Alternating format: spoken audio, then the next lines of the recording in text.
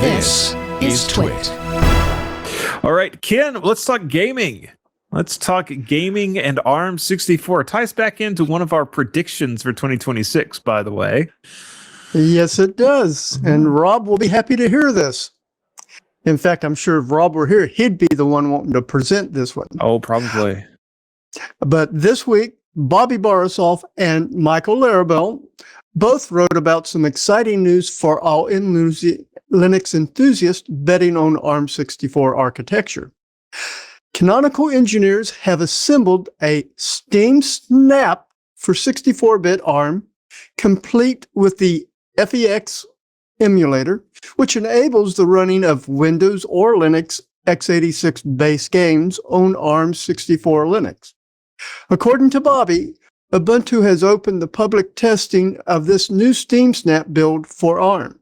The testing aims to validate installation reliability, startup behavior, game compatibility, controller support, and overall system integration.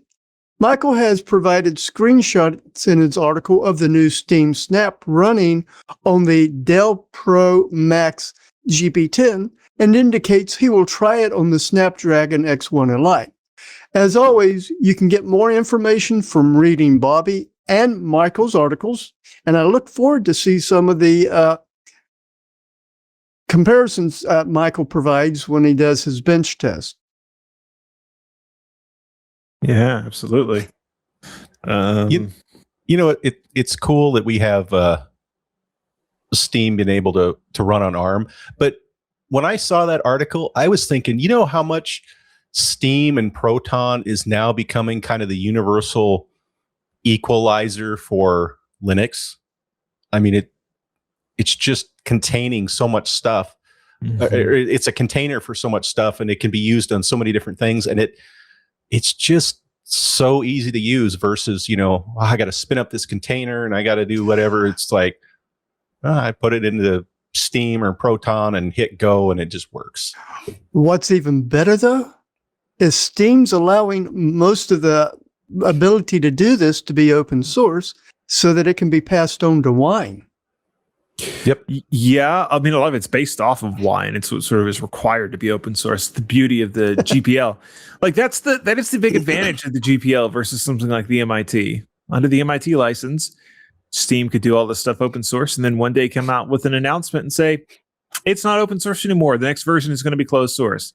Whereas with GPL, they're sort of required to maintain it under open source. Definitely advantage there. But also, that is to say, Steam is kind of forced to do it. They're forced to be the good guys. Well, and I think because of the licensing of the software they decided to use. Yeah. Well, and I think the better Wine runs and the better all the other supporting packages were on, the more people want a game on Steam and the more revenue it works for them.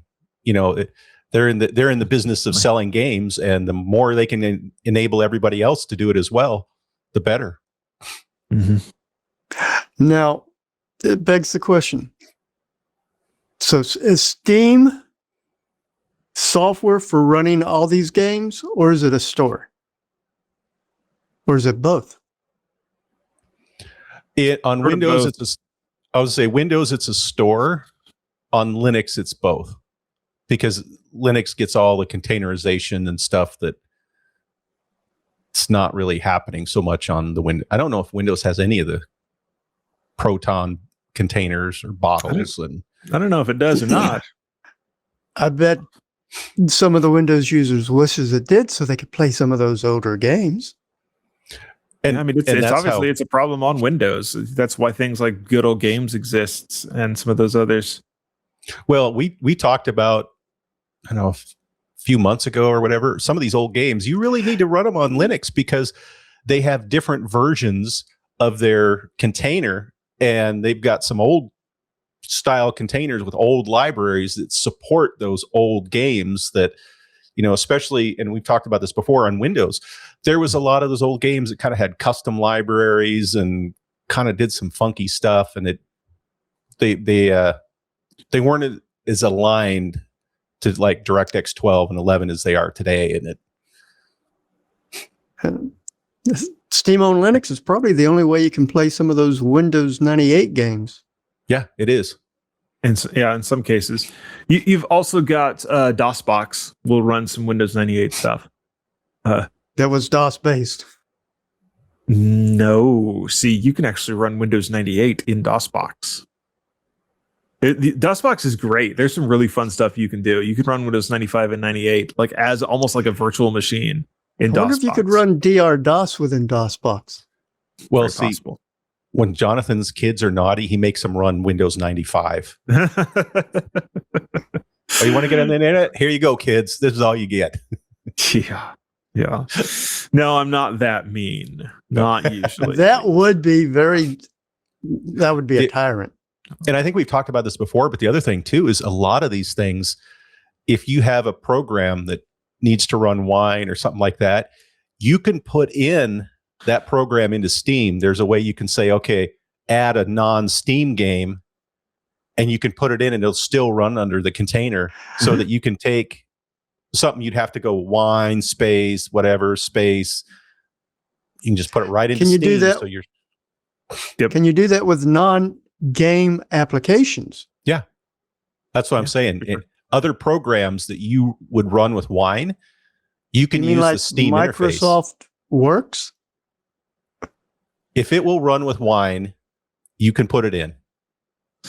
There's also a bunch of tooling. There's also a bunch of tooling around running different versions of Wine on Steam, and so you can run vanilla Wine, you can run Wine staging, you can run the Proton copy of Wine, and then there's also like the Glorious Egg Roll, the GE Wine versions. Like there's now you can do it on a RISC-V.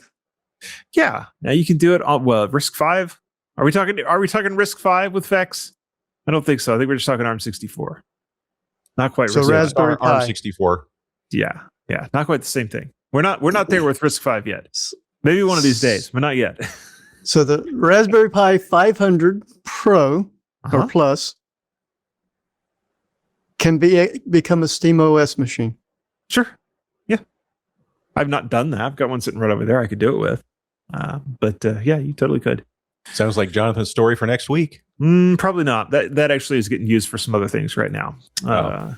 Let's talk about that's more. For the next Raspberry Pi 500 somebody buys. Yeah, there you go. If you enjoyed this clip, be sure to check out the Untitled Linux Show. You can find us in your favorite podcasting app or subscribe to our YouTube channel down in the links below. See you there.